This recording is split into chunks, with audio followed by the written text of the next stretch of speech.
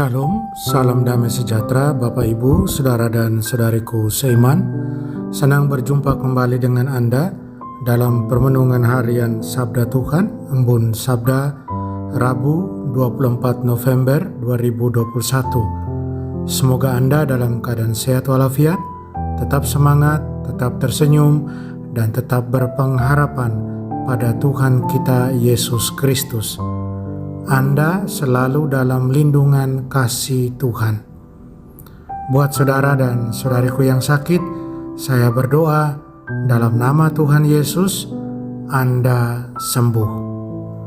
Saudara dan saudariku, hari ini gereja mengajak kita merenungkan bacaan pertama dari Nubuat Daniel bab 5 ayat 1-6, dilanjutkan ayat 13-14, dilanjutkan ayat 16-17, dan dilanjutkan ayat 23-28. Sedangkan bacaan Injil kita akan dengar dari Injil Lukas bab 21 ayat 12-19. Saudara dan saudariku seiman, saya ajak Anda merenungkan apa yang Yesus sabdakan dalam Injil, yaitu soal tidak sehelai rambut pun akan binasa. Itu berarti kita berharga buat Tuhan.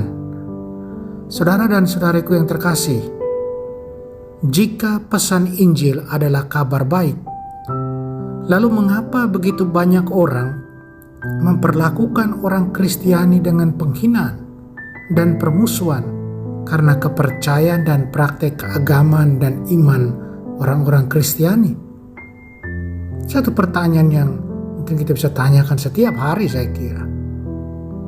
Dalam Injil, Yesus memperingatkan para pengikutnya bahwa mereka akan dihadapkan dengan kejahatan, dihadapkan dengan ajaran sesat, penganiayaan, serta godaan untuk meninggalkan iman. Saudara dan saudariku, setan menghancurkan dan membunuh, sedangkan Tuhan memulihkan dan memberi kehidupan. Musuh dari Injil adalah setan. Setan adalah pemimpin kuat yang memberontak melawan Allah. Pemimpinnya kita tahu, Lucifer. Dia memberontak menentang Tuhan dan semua aturan tentang kedamaian dan kebenaran. Yesus menyebut setan sebagai pembunuh yang mengubah saudara melawan saudara.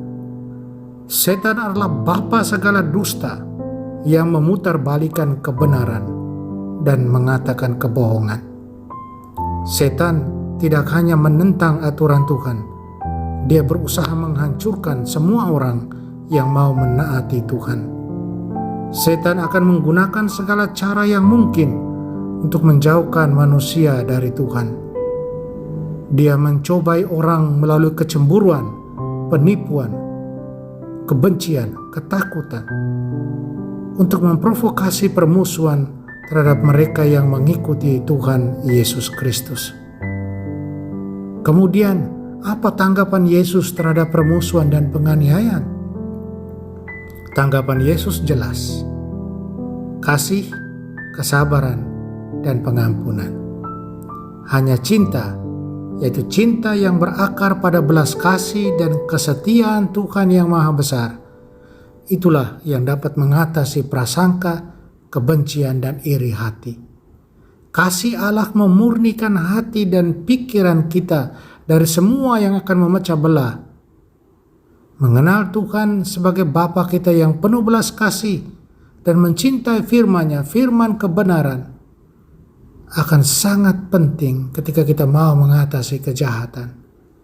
Yesus memberitahu kita bahwa kita tidak perlu takut kepada mereka yang akan menentang kita atau memperlakukan kita dengan kasar karena mengikuti Tuhan, mengikuti Dia.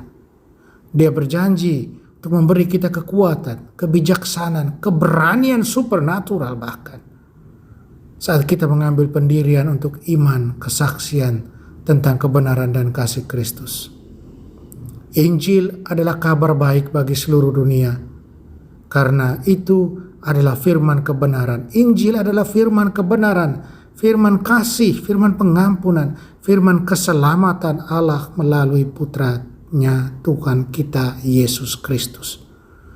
Tuhan Yesus telah memenangkan kemenangan bagi kita melalui kematiannya di kayu salib dan kebangkitannya dari kubur. Kuasa kebangkitannya membawa kehidupan, pemulihan bagi kita.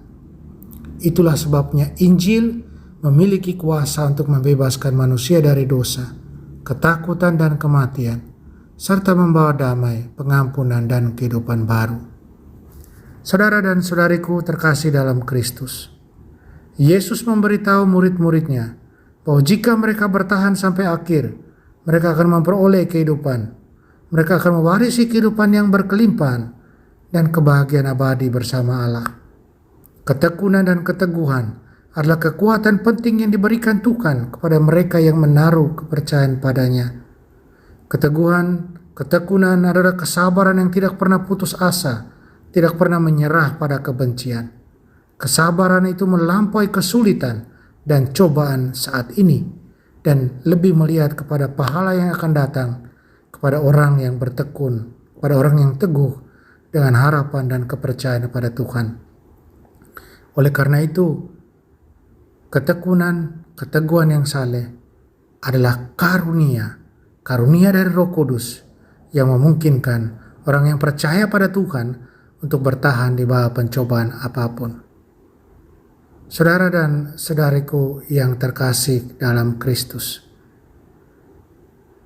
menjadi murid Tuhan adalah satu sukacita dan satu hak istimewa buat kita.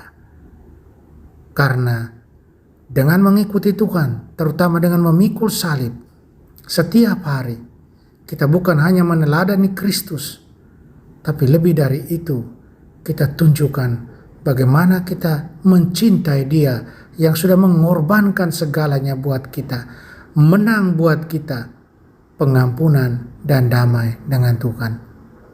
Saudara dan saudariku yang terkasih, kata martir berarti saksi.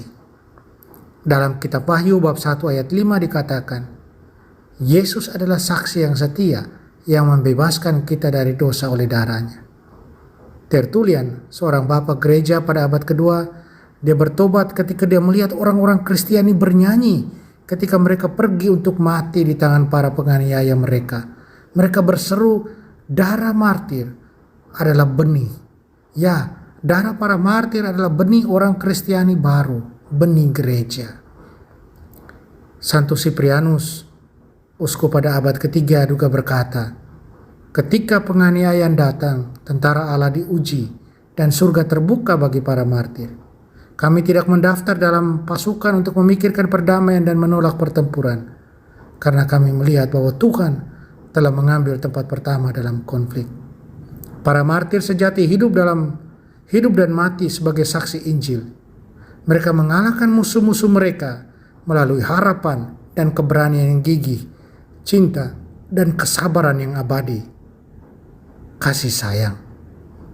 Tuhan mungkin memanggil beberapa dari kita menjadi martir yang menumpahkan darah karena bersaksi tentang Yesus. Tapi sebagian besar dari kita, panggilan kita juga menjadi martir. Martir yang memberi kesaksian akan sukacita dan kuasa Injil di tengah tantangan, kontradiksi, pencobaan dan kesengsaraan yang sehari-hari menghadang kita saat kita mengikuti Tuhan. Perlukah kita takut? Tidak. Kita tidak perlu takut pada musuh kita. Ketika orang melihat orang Kristiani mengasihi musuh-musuh mereka, bersukacita dalam penderitaan, sabar dalam kesulitan, mengampuni, menunjukkan penghiburan, belas kasihan pada yang putus asa dan tak berdaya, itulah yang menarik orang. Yesus memberitahu kita bahwa kita tidak perlu takut pada musuh. Dia akan beri kita anugerah kekuatan, kebijaksanaan yang cukup untuk mengatasi semuanya itu. Apakah kita siap untuk terus menjadi saksi bagi Kristus dalam sukacita dan dalam kebebasan? Semoga kita selalu setia untuk menjadi saksi-saksi Kristus. Amin. Mari kita berdoa. Tuhan Yesus Kristus, dengan kematian-Mu di kayu salib, Engkau telah menebus dunia. Penuhi kami dengan harapan, keberanian, dan sukacita untuk terus memberi kesaksian tentang kebenaran kasih-Mu bagi orang-orang berdosa dan kemenangan-Mu atas kuasa dosa, setan, dan kematian. Tolonglah dan bantulah kami dalam bersaksi. Amin. Mari kita mohon berkat Tuhan serta-Mu dan serta-Mu juga. Kita sekalian semua yang kita kasih dan sayangi, segala usaha, rencana, dan kerja kita dilindungi, dibimbing, dan diberkati Allah yang Maha Kuasa, Bapa dan Putra dan Roh Kudus. Amin.